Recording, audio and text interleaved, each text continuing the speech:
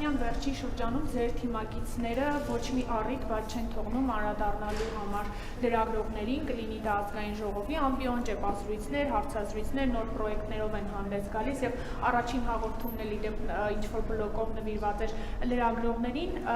սա ձեր կողմից է տրվել հրահանգը թիրախավորելու անդրադառնալու լրագրողներին, այդ կերպ նաեւ մեսիջ հղելով լրատվամիջոցներին, որ հաջորդ գործընթացները հենց լինելու են լրագրողների նկատմամբ եւ լրագրողներ են կալանավորվելու եւ նաեւ խնդրում եմ անդրադառնալ Հովաննավանքում տեղի ունեցած միջադեպին, պատարագի ժամանակ պետական պահպանության ծառայողը դուրս հանեց քաղաքացուն եկեղեցուց, լռեցնելով նրա ձայնը, սրա հրահանգնել եք իդեպ դուք տվել, շնորհակալություն։ Գիտեք, ես սովոր չեմ մեկնաբանել իրավիճակներ, որից տեղյակ չեմ, ինչ որ դուք ասում եք լրագրողներին թիրախավորելու մասին, առաջին անգամ եմ լսում դրա մասին, չեմ կարող ոչ մի բան ասել, ամեն դեպս եթե առիթ լինի, ոչ թե առիթ լինի, կհետաքրքրվեմ, թե ինչի մասին է խոսքը, եթե կոնկրետ ելույթներ նկատի ունեք, խնդրում եմ փոխանցեք, որպեսզի ես ավելի կոնկրետ իմանամ ինչի մասին է, իսկ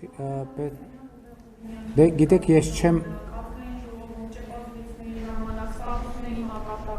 գիտեք, ձեր ասածը վերաբերվում է ճեպազրույցների, հաղորդումների եւ այլնի, ես չեմ տեսել կոնկրետ իրավիճակ եւ հետեւաբար չեմ կարող մեկնաբանել։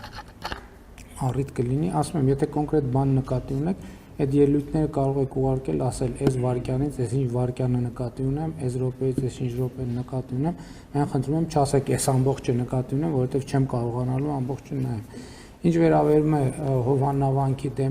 դեպքին, ես պետական պահպանության ծառայությունից բացատրություններ եմ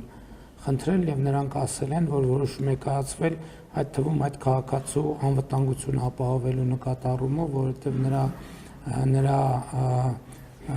պահվածքը մարդկանց շրջանում որոշակի ագրեսիվություն կարող էր առաջացնել եւ դրա համար այդ որոշումը կայացվել։